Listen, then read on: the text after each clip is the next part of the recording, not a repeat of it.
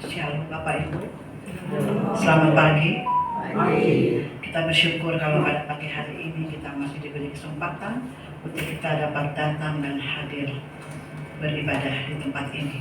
Berapapun kami yang hadir, kita percaya Tuhan Yesus ada di tengah-tengah kita. Baik, saya akan membacakan warta jemaat. Untuk gali Alkitab, kita akan adakan kembali pada hari Rabu tanggal 22 November. Diharapkan kepada jemaat sekalian untuk dapat hadir dan untuk penjemputan kita dapat mengkonfirmasikan kepada Pak Yun.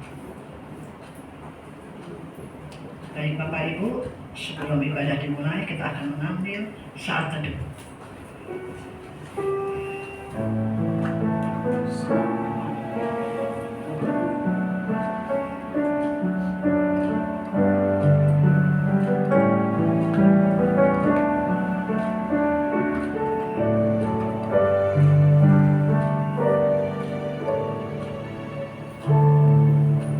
Saya undang untuk bangkit berdiri.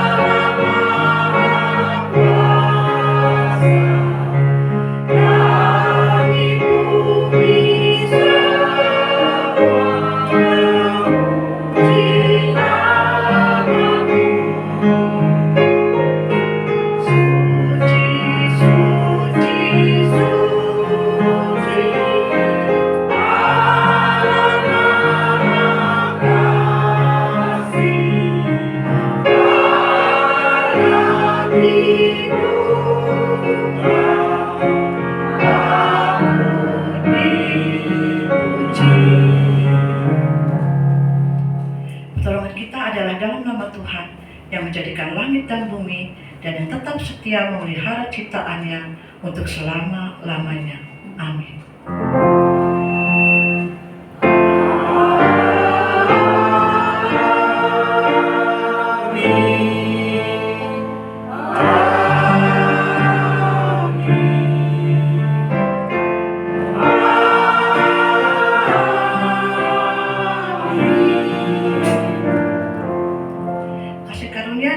Sejahtera dari Allah Bapa kita dan dari Tuhan kita Yesus Kristus menyertai saudara sekalian.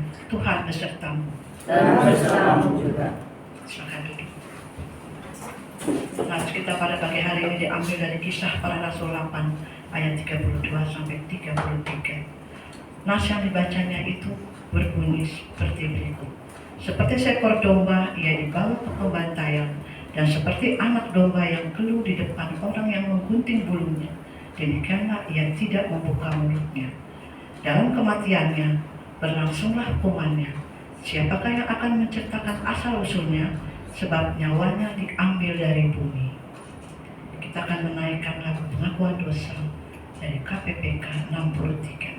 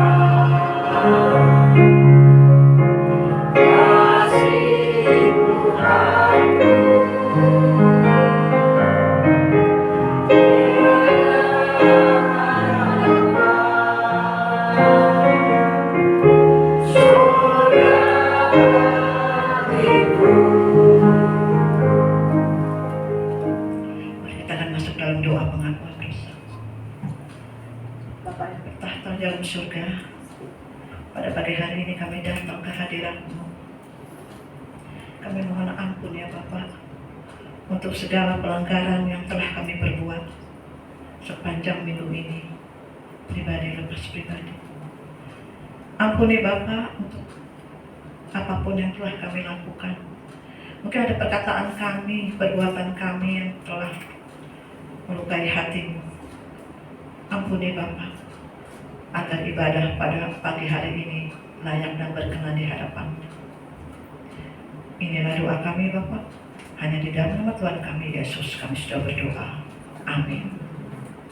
Kita akan bangkit berdiri.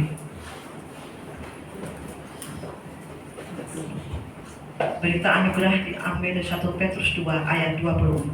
Kita akan membacanya bersama-sama.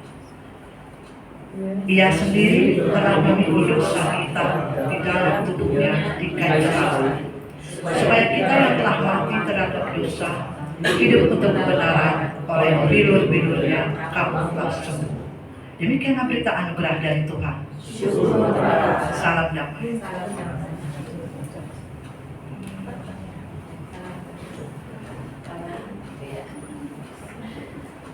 Jadi kita akan menyanyikan kembali sebuah lagu Firman Hidup.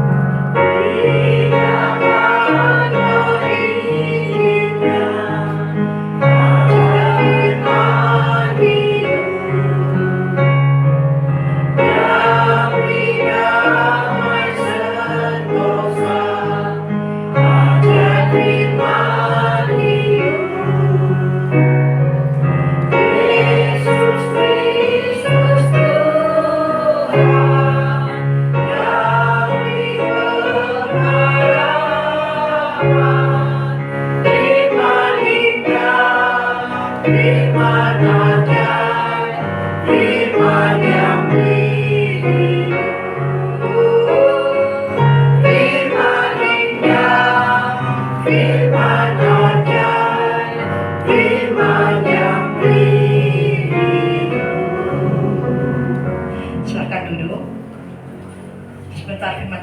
disampaikan oleh Pendeta Yunus, kita akan mendengarkan pujian dari Voice Cafe.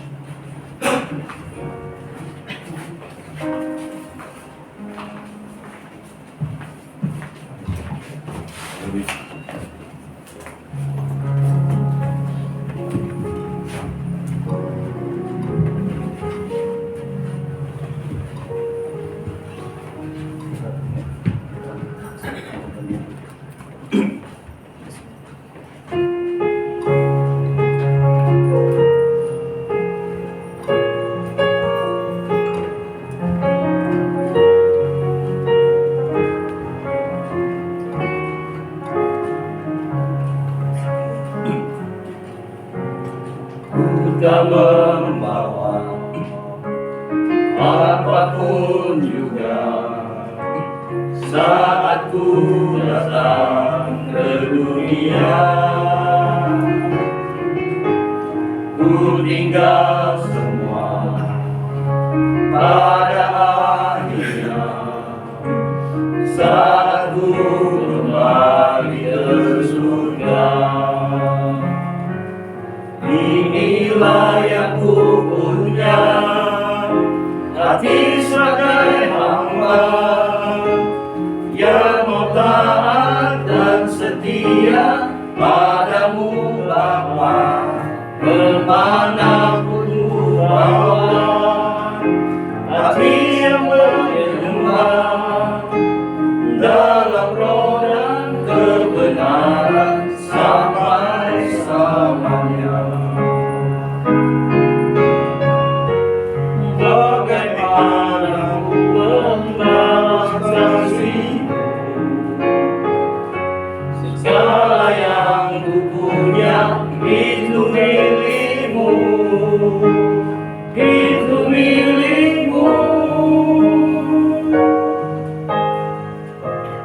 Inilah yang ku punya, hati sebagai hamba yang mau taat dan setia padamu Bapa, kemanapun ku bawa. Hati yang menyembah dalam roh dan kebenaran sampai selamanya. Dalam roh dan kebenaran sampai selamanya. Dalam roh dan kebenaran sampai selamanya.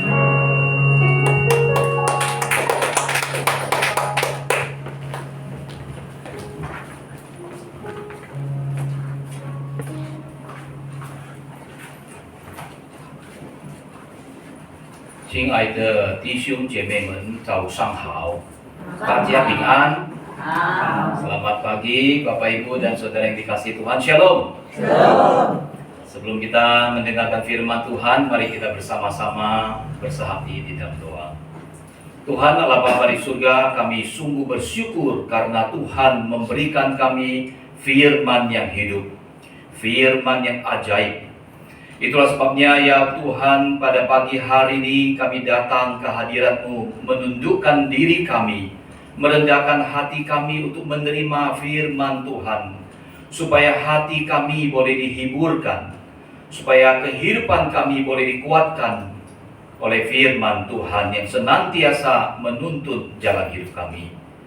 Bapa, kiranya Engkau memberikan Roh Kudus supaya kami boleh memahami akan firman Tuhan dengan baik.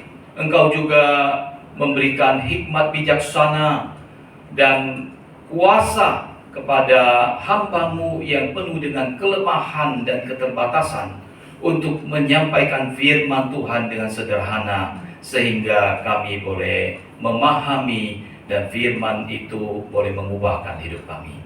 Terima kasih Bapa di surga, terpujilah nama Tuhan. Di dalam nama Tuhan kami Yesus Kristus kami berdoa. Amin. Hari ini kita akan bersama-sama merenungkan firman Tuhan, yaitu Yesus hamba Tuhan yang menderita. Dan Pembacaan Alkitab akan diambil dari kitab Yesaya pasal yang ke-42. Saya akan bacakan dari ayat yang pertama sampai dengan yang keempat. Yesaya pasal 42 ayat yang pertama sampai keempat. Lihat, itu hambaku yang kupegang, orang pilihanku yang kepadanya aku berkenan. Aku telah menaruh rohku ke atasnya, supaya ia menyatakan hukum kepada bangsa-bangsa. Ia tidak akan berteriak atau menyaringkan suara atau memperdengarkan suaranya di jalan. Buluh yang patah terkulai tidak akan diputuskannya, dan sumbu yang pudar nyalanya tidak akan dipadamkannya. Tetapi dengan setia ia akan menyatakan hukum. Ia sendiri tidak akan menjadi pudar dan tidak akan patah terkulai, sampai ia menegakkan hukum di bumi. Segala pulau mengharapkan pengajarannya. Sedemikian jauh pembacaan firman Tuhan. Yang berbahagia adalah mereka yang membaca dan memelihara firman di dalam keseharian. Haleluya.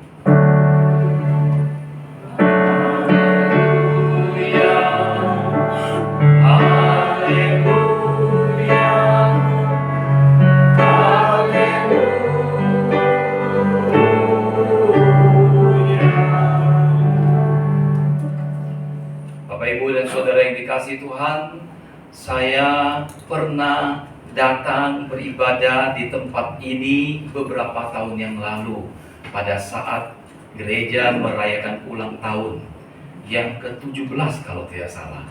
Berarti waktu berlalu begitu cepat, ya.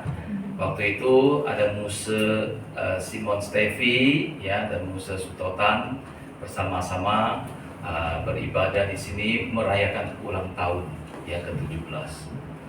Dan hari ini di dalam firman Tuhan kita akan melihat bagaimana Tuhan berkenan kepada hambanya yang digambarkan di dalam Yesaya 42 ayat yang pertama sampai keempat. Kita akan melihat sebenarnya siapa sih yang dinamakan dengan hamba Tuhan. Ini sepertinya perlu dibantu. Iya.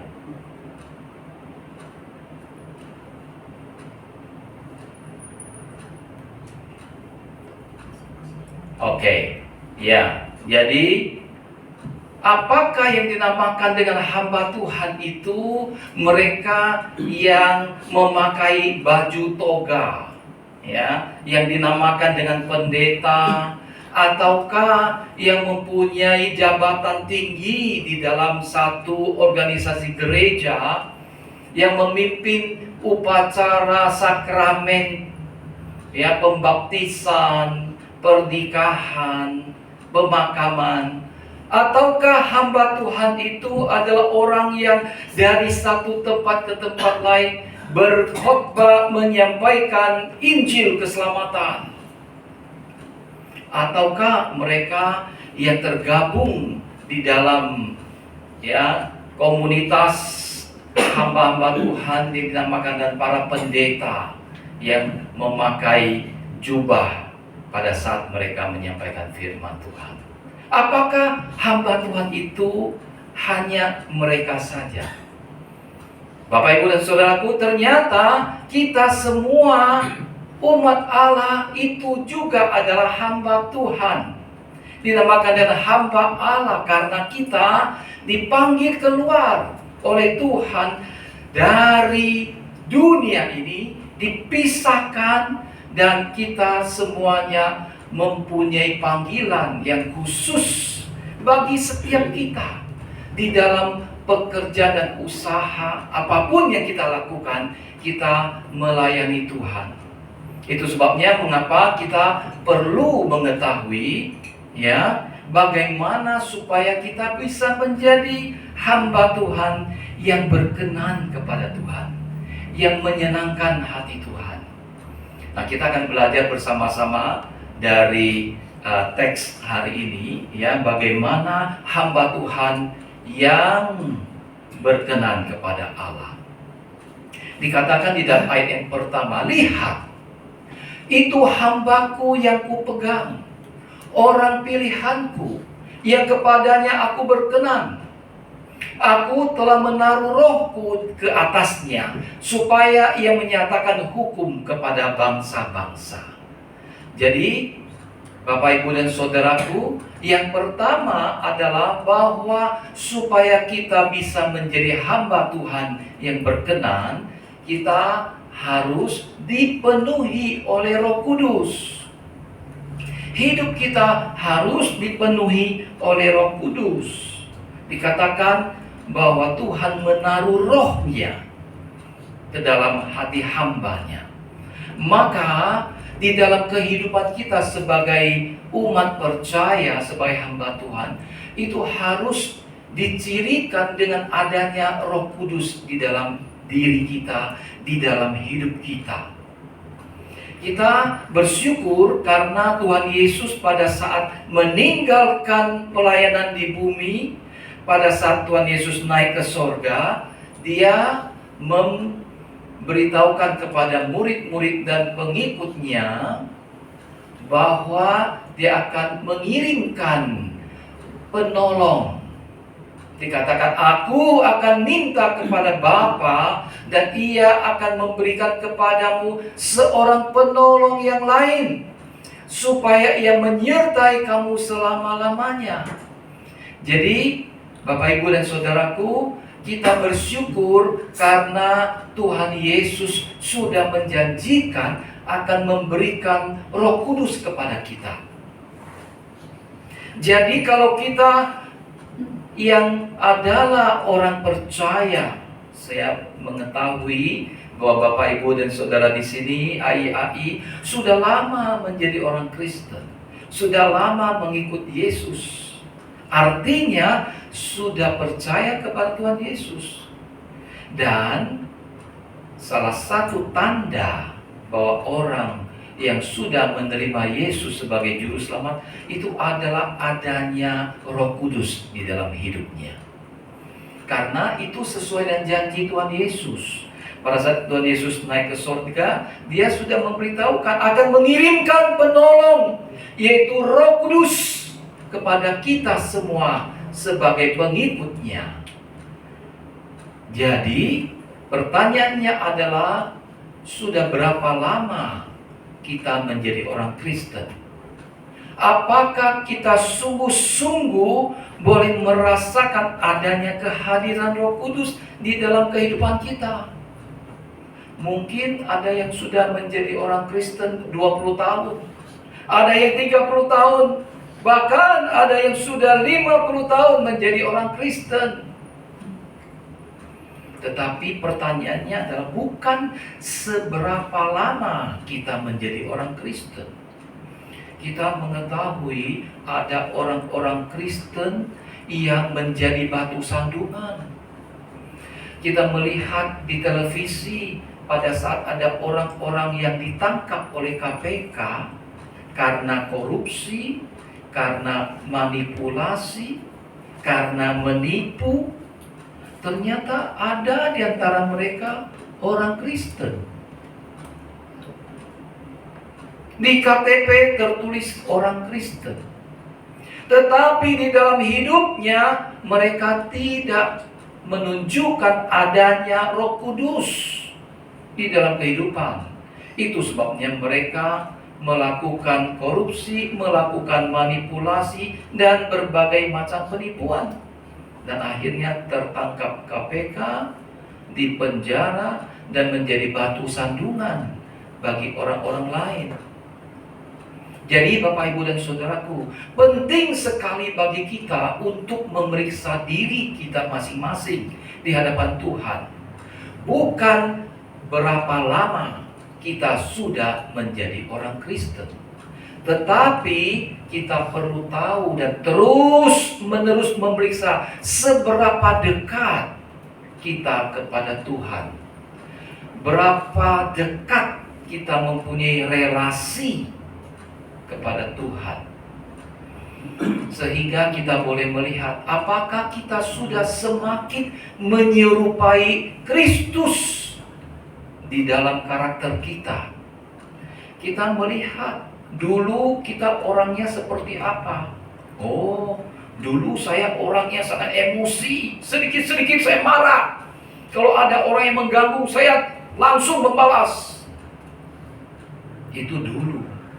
Setelah kita percaya kepada Tuhan Yesus, apakah sifat emosi kita masih sama seperti 40 tahun yang lalu?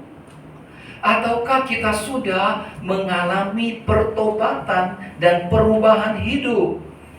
Hidup kita sudah diperbaharui oleh Roh Kudus yang mengingatkan kita supaya kita boleh menjadi lebih tenang, supaya amarah tidak menguasai hidup kita, sehingga kita tidak jatuh di dalam dosa.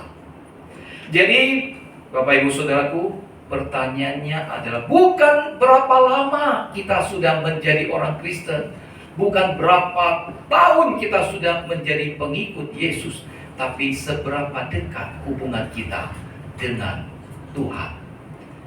Bapak, Ibu, dan Saudaraku, kita perlu sekali peka terhadap suara Roh Kudus yang berbicara di dalam diri kita. Pada saat kita marah, ada Roh Kudus yang menegur, harusnya nggak boleh marah-marah tadi, ya. Mungkin itu hanya salah paham saja. Jadi, kalau kita ada teguran dari Roh Kudus, kita harus peka. Selagi kita masih diberi kesempatan, marilah kita berbalik dari segala dosa kita. Marilah kita peka akan bisikan dan teguran Roh Kudus. Marilah kita sampingkan pemikiran diri ataupun keinginan-keinginan pribadi. Namun kita mau menguji segala tindakan kita melalui firman Tuhan. Jadi kita bersyukur kalau misalnya kita menyimpang dari jalan Tuhan, ada suara Roh Kudus yang menegur kita, yang mengingatkan kita. Celakalah kita kalau kita membiarkan suara Roh Kudus berkali-kali berbicara dan kita terus menolak akan teguran suara Roh Kudus. Sehingga lama-kelamaan suara Roh Kudus akan hilang. Lalu kita jalan di jalan yang salah, tetapi tidak ada lagi teguran. Nah, ini yang bahaya. Ini yang perlu mendapatkan perhatian daripada kita semua. Artinya Roh Kudus tidak berbicara lagi kepada kita. Jangan sampai kita terus-menerus berjalan di jalan yang menuju kebinasaan. Tetapi kita harus peka pada saat Roh Kudus menegur kita, mengingatkan kita. Kita akan introspeksi diri. Kita akan belajar seperti Yesus yang dipenuhi dengan Roh Kudus. Di dalam kehidupan yang melayani di bumi ini, Yesus pada saat memulai pelayanannya dikatakan Yesus penuh dengan Roh Kudus kembali dari sungai Yordan setelah dia dibaptis oleh Yohanes Pembaptis, lalu dibawa oleh Roh Kudus pada gurun. Jadi di dalam kehidupan Yesus Kristus itu dipenuhi dengan Roh Kudus karena mereka adalah Allah Tritunggal yang kita sembah, Allah Bapa, Allah Putra, dan Allah Roh Kudus bersatu ya di dalam kesatuan. Saya mengenal seorang majelis yang sudah lanjut usia. Dia adalah seorang yang sangat berhasil di dalam kehidupannya. Waktu masih muda, dia diberkati luar biasa, mempunyai perusahaan yang besar, kaya raya, ya. Dan dia Satu keluarga adalah orang-orang yang mengasihi Tuhan, ya, dipenuhi dengan Roh Kudus, yang bisa melihat bagaimana walaupun dia adalah seorang yang sangat kaya, tapi dia mempunyai kerendahan hati dan terus melayani Tuhan. Dari muda melayani Tuhan di gereja, sampai sekarang umurnya sudah di atas 80 tahun. Masih aktif ikut paduan suara, masih memperhatikan, ya, hamba-hamba Tuhan yang melayani. Kalau di rumahnya ada lagi musim mangga, dia ada tanam pohon mangga, dia akan bagikan kepada hamba-hamba Tuhan yang melayani di gereja, ya. Ya, seringkali pada saat Natal memberikan kado, hadiah, dan dia melayani dengan penuh sukacita. Terlihat sekali bagaimana kehidupannya, walaupun dia secara materi diberkati luar biasa, tetapi dia tetap setia melayani Tuhan, ya, tidak tinggi hati, tidak sombong, dan memperhatikan orang-orang yang di dalam kesusahan. Itulah orang yang hidupnya dipenuhi dengan Roh Kudus. Bapak, Ibu, dan Saudaraku, hal kedua yang kita pelajari di dalam perikop hari ini di dalam kitab Yesaya adalah selain kita perlu dipenuhi oleh Roh Kudus, kita harus belajar dari Tuhan Yesus yang mengatakan, "Belajarlah padaku karena aku lemah lembut dan rendah hati." Jadi hal kedua yang kita pelajari supaya kita menjadi hamba Tuhan yang berkenan kepadanya, kita harus lemah lembut dan rendah hati. Di dalam Efesus pasal 4 ayat kedua dikatakan, "Hendaklah kamu selalu rendah hati, lemah lembut dan sabar. Tunjukkanlah kasihmu dalam hal saling membantu." Bapak, Ibu, dan Saudaraku, di dalam kehidupan berkomunitas, tidak semua daripada kita itu mempunyai berkat jasmani, berkat yang berkelimpahan secara materi. Ada rekan-rekan yang mungkin berkekurangan. Apakah Tuhan menggerakkan hati kita untuk memperhatikan mereka yang berkekurangan? Apakah Tuhan menggerakkan kita untuk menghibur mereka yang di dalam duka cita? Memperhatikan mereka yang lagi kesepian karena sendiri, hidup sendiri, jauh daripada keluarga. Itulah sebabnya kita diajarkan untuk boleh seperti Tuhan Yesus, lemah lembut dan rendah hati. Kalau orang sudah berhasil, kalau orang sudah mempunyai kekuasaan, biasanya sangat alami, sangat biasa bahwa mereka itu menjadi sombong dan tinggi hati. Kita melihat kan, ada yang namanya kepala polisi daripada polisi, ya, yang mempunyai kekuasaan yang begitu besar, ya, sampai nyawa daripada ajudannya bisa hilang, ya, karena dia mempunyai kuasa yang begitu tinggi. Tetapi kita melihat bagaimana orang yang sombong, orang yang tinggi hati, akhirnya akan terjatuh. Dan yang bersangkutan sekarang didakwa karena melakukan pembunuhan dan harus dihukum di dalam penjara. Tuhan menentang orang-orang yang sombong dan tinggi hati. Itulah sebabnya mengapa kita perlu belajar untuk lemah lembut dan rendah hati. Yesus datang ke dunia ini bukan sebagai seorang raja yang memerintah dengan keras, melainkan sebagai seorang hamba yang penuh kasih. Ia mengajar dengan lembut. Ia menyembuhkan orang-orang yang sakit dan memberikan perhatian kepada yang lemah. Ia bahkan pergi sampai ke salib untuk menebus dosa-dosa saudara dan saya. Bapak, Ibu, dan Saudaraku, kita tahu bahwa Tuhan Yesus adalah Allah, ada Tuhan yang bersama-sama dengan Allah Bapa dan Roh Kudus menciptakan bumi ini beserta seluruh isinya. Jadi Tuhan Yesus itu bersama-sama dengan Allah menciptakan dunia ini. Dia adalah Allah yang maha kuasa, yang maha tinggi. Tetapi dia merendahkan dirinya, menjelma menjadi manusia, rela menderita untuk menebus dosa saudara dan saya. Itulah sebabnya kita terus belajar dari Tuhan Yesus yang mempunyai kelembutan hati yang lemah lembut. Dia selalu mempunyai belas kasihan pada saat melihat ada orang yang menderita penyakit, apakah buta, timpang, lumpuh, sakit kusta.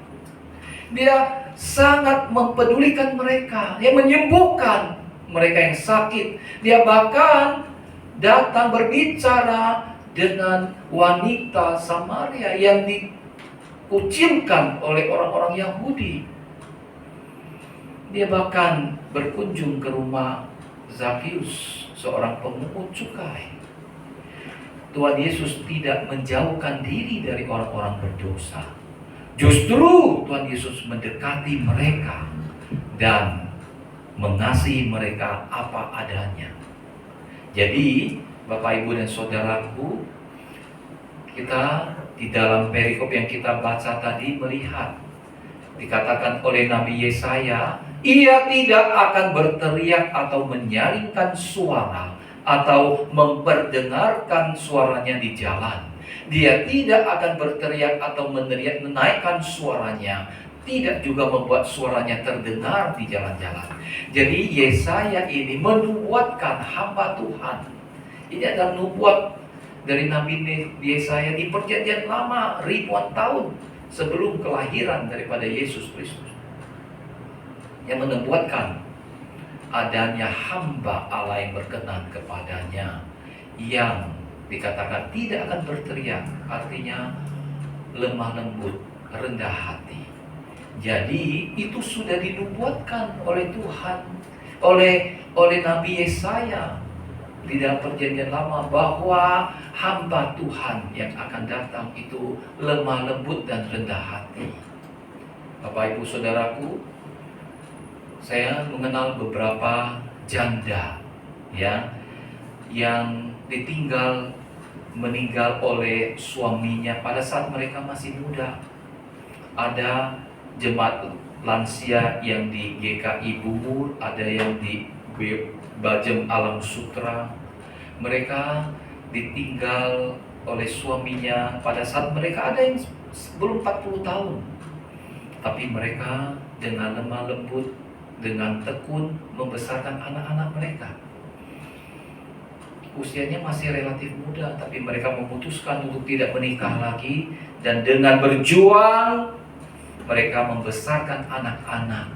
Dan sekarang saya boleh menyaksikan bagaimana anak-anak mereka boleh menunjukkan kasih sayang dan bakti kepada mereka di usia mereka yang sudah tua. Mereka mendapatkan balas budi dari anak-anak yang mengetahui penderitaan dan pengorbanan seorang ibu yang membesarkan mereka. Sungguh satu teladan yang bisa kita lihat, bagaimana kita boleh dengan lemah lembut, dengan rendah hati, kita terus mengasihi orang-orang di sekitar kita, orang-orang terdekat yang Tuhan percayakan. Selanjutnya, yang terakhir adalah supaya kita berkenan kepada Tuhan, kita rela menderita dan setia mengabarkan Injil kebenaran. Itulah yang dilakukan oleh Tuhan kita Yesus Kristus. Walaupun sebagai Allah yang maha kuasa, dia rela menderita. Dia mengalami begitu banyak cemoohan, cercaan, ya, tolakan, dan bahkan siksaan secara fisik, sampai dia disalibkan mati di atas salib, memberitakan kebenaran. Dan kita perlu untuk boleh mengikuti teladan daripada Tuhan kita Yesus Kristus. meskipun menghadapi pekerjaan yang berat dan banyak tantangan, dan sudah melihat betapa dunia tidak akan tahu berterima kasih, namun Yesus Kristus tetap melanjutkan apa yang menjadi bagian pekerjaannya sampai ia berkata, sudah selesai. Di atas kayu salib, Tuhan Yesus mengampuni mereka yang menyalibkan dia, mengatakan, Tuhan Bapa, ampunilah mereka sebab mereka tidak tahu apa yang mereka lakukan. Setelah itu Tuhan Yesus mengatakan, sudah selesai. Dia sudah menyelesaikan tugas panggilan dari Allah Bapa di surga yang menyuruh dia untuk menyelamatkan umat manusia. Dia setia mengikuti kehendak Bapa di surga. Bapak, Ibu, dan Saudaraku, bagaimana dengan kita? Apakah kita juga setia melayani Tuhan? Dikatakan bahwa buluh yang patah terkulai tidak akan diputuskannya, dan sumbu yang pudar nyalanya tidak akan dipadamkannya. Tuhan Yesus terus akan memakai kita semua yang penuh dengan kelemahan, yang penuh dengan keterbatasan, yang dikatakan bulu yang sudah patah terkulai tidak akan diputuskan. Tuhan akan memakai semua daripada kita di tengah-tengah kelemahan dan keterbatasan kita untuk boleh bersama-sama bekerja sama dengan Tuhan, mengabarkan Injil keselamatan, Injil berita sukacita bahwa Yesus mengasihi orang-orang di sekitar kita, orang-orang yang kita jumpai, orang-orang terdekat kita. Kita tidak hanya menginginkan kehidupan kekal untuk diri kita sendiri.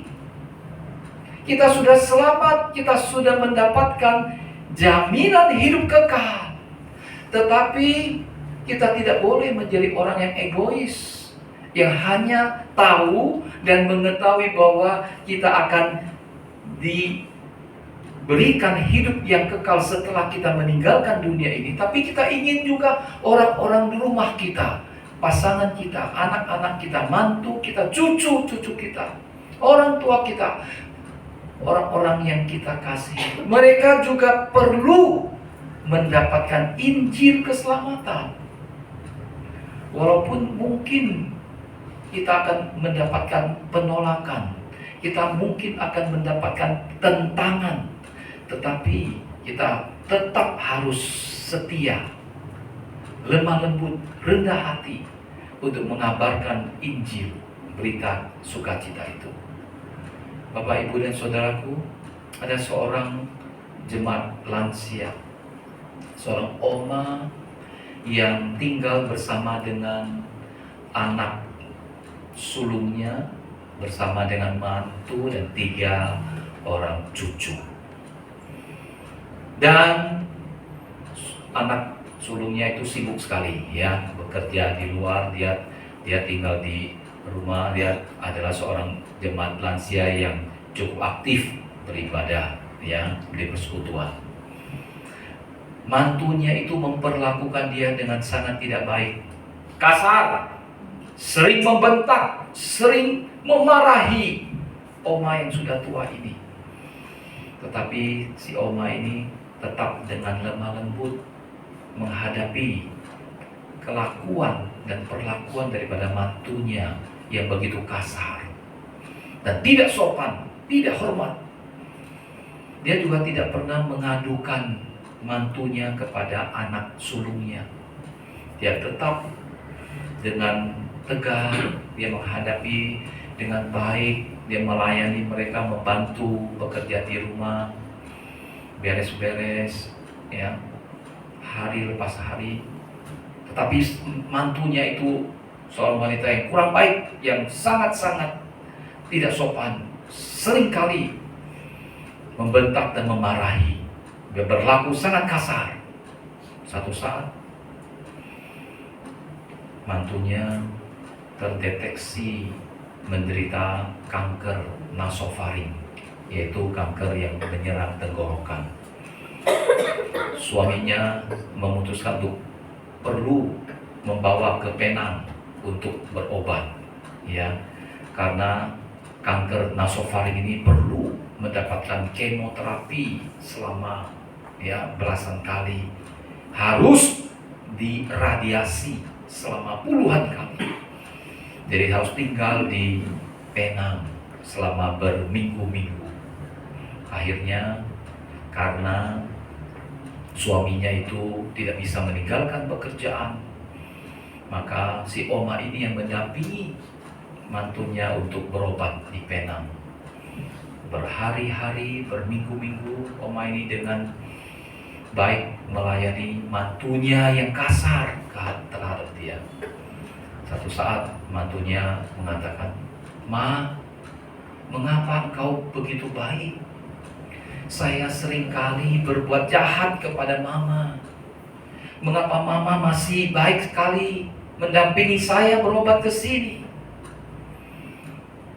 Saya tidak pantas mendapatkan kebaikan seperti ini. Saya jahat. Saya suka memarahi Mama." Tetapi sang oma itu mengatakan, "Nah, Tuhan Yesus yang sudah mengasihi oma, yang sudah mengasihi Mama terlebih dahulu, yang memampukan Mama melakukan ini semua karena cinta kasih daripada Tuhan Yesus. Roh Kudus yang memampukan Mama melakukan ini, bukan kemampuan Mama. Terkadang Mama juga sakit hati, juga sakit, marah, tetapi diingatkan oleh Roh Kudus supaya Mama harus mengasihimu, mengasihi seluruh anggota keluarga kita." Nah, akhirnya sang mantu itu terharu dan dia juga memutuskan untuk boleh percaya kepada Tuhan Yesus, mau menjadi pengikut Yesus. Bapak, Ibu, dan saudaraku, hamba Tuhan yang berkenan kepada Tuhan adalah mereka yang dipenuhi oleh Roh Kudus di dalam kehidupan sehari-hari. Hamba Tuhan yang berkenan kepada Tuhan adalah mereka yang lemah lembut dan rendah hati. Hamba yang berkenan kepadanya adalah mereka yang rela menderita serta setia mengabarkan Injil. Maukah kita menjadi hamba Tuhan yang berkenan kepadanya? Mari kita berdoa.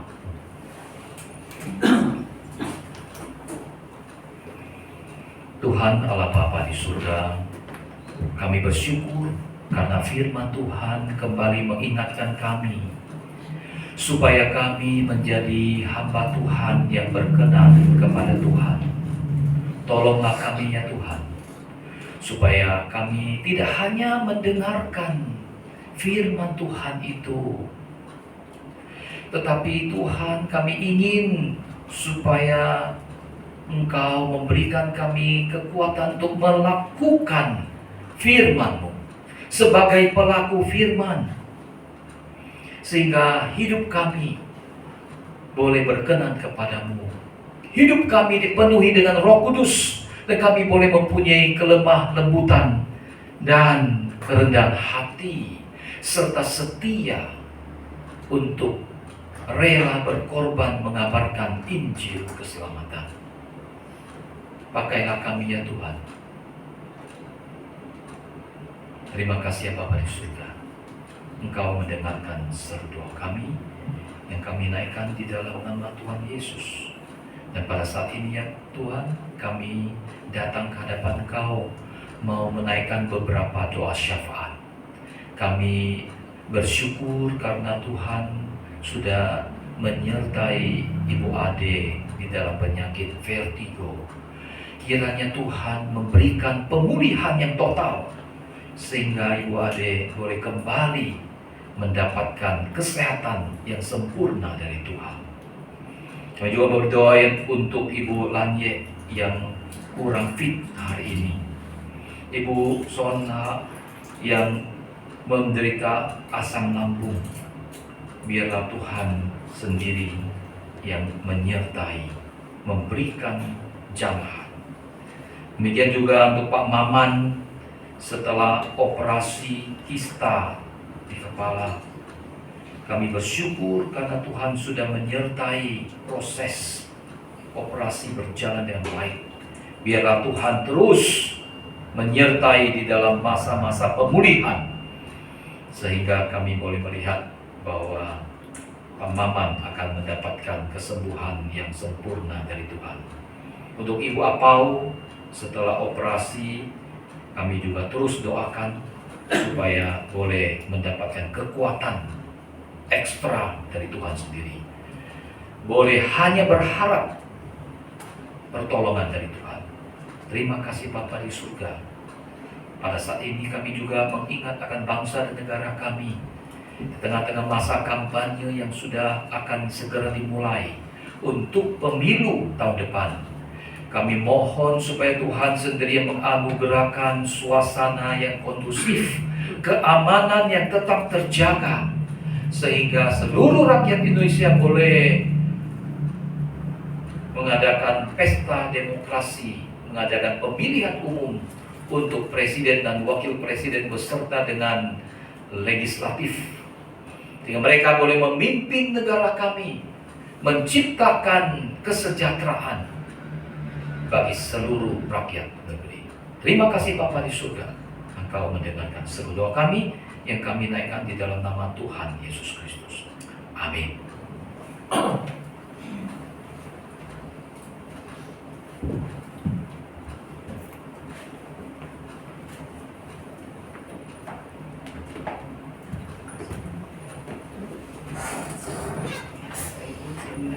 Berdiri. Marilah kita bersama dengan umat Allah di masa lalu, masa kini, dan masa depan, mengingat pengakuan pada baptisan kita menurut pengakuan iman rasuli. Aku percaya kepada Allah, Bapa yang Maha Kuasa, Khalik langit dan bumi, dan kepada Yesus Kristus, Anaknya yang tunggal Tuhan kita, yang dikandung daripada Roh Kudus, lahir dari anak darah Maria, yang menderita sengsara di bawah pemerintahan Pontius Pilatus, disalibkan, mati, dan dikuburkan, turun ke dalam kerajaan maut, pada hari yang ketiga bangkit pula dari antara orang mati, naik ke surga, duduk di sebelah kanan Allah, Bapa yang Maha Kuasa, dan dari sana Ia akan datang untuk menghakimi orang yang hidup dan yang mati. Aku percaya kepada Roh Kudus, gereja yang kudus dan am, persekutuan orang kudus, pengampunan dosa, kebangkitan orang mati, dan hidup yang kekal. Amin. Silakan duduk.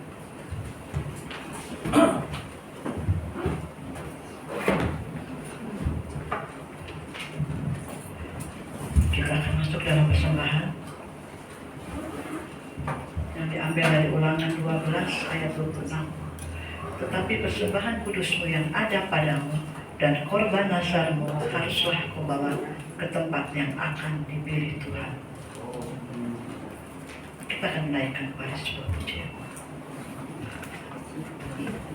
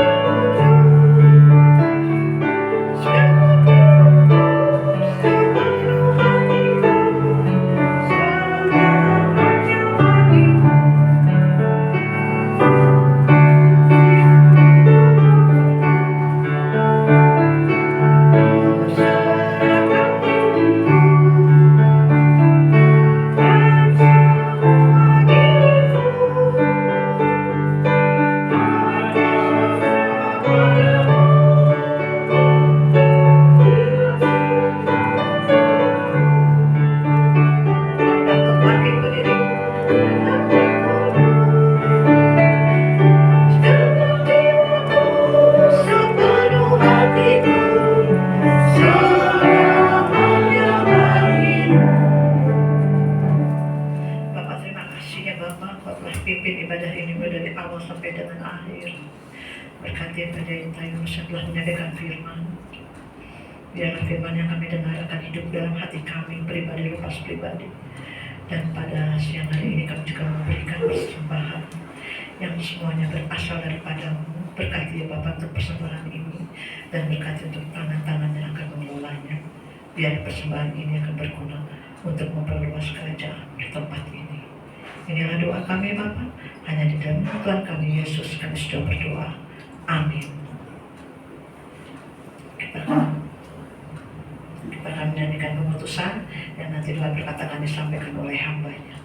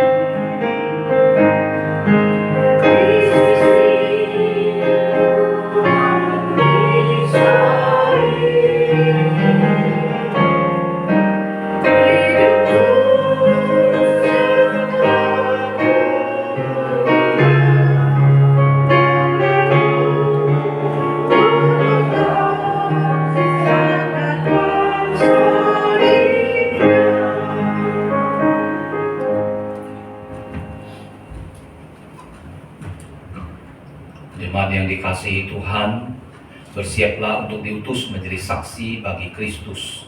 Arahkanlah hatimu kepada Tuhan. Jadilah saksi Kristus. Terpujilah Tuhan. Kiranya kasih karunia dan damai sejahtera dari Tuhan Yesus Kristus, kasih sayang Allah Bapa yang kekal dan sempurna, kuat kuasa, pertolongan dan penghiburan dari arah Roh Kudus menyertai Bapak Ibu Saudara sekalian mulai saat ini sampai selama-lamanya. Haleluya.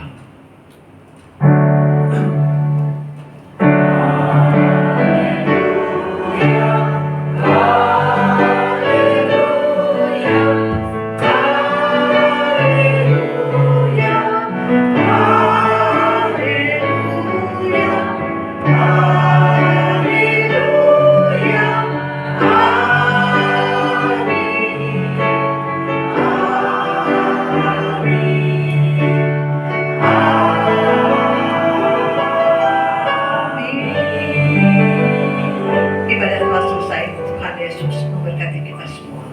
Selamat hari Minggu.